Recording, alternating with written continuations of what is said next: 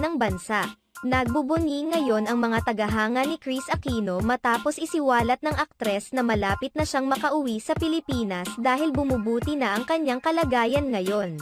Ayon kay Kris Aquino, tinitiis niya ang lahat ng sakit na kanyang nararamdaman sa treatments ng kanyang health conditions. Nais din umano niyang pasalamatan ang lahat ng mga tao na sumusuporta sa kanya at humihiling sa kanyang lubusang paggaling.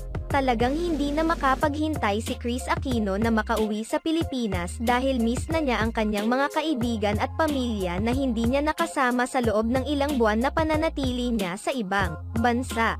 Bukod dito, namimiss na rin umano ni Kris Aquino na magkaroon ng normal na taste buds. Nangangako naman ang kaibigan ni Kris Aquino na si Chef Sao na ipagluluto siya nito kapag nakabalik na siya ng Pilipinas.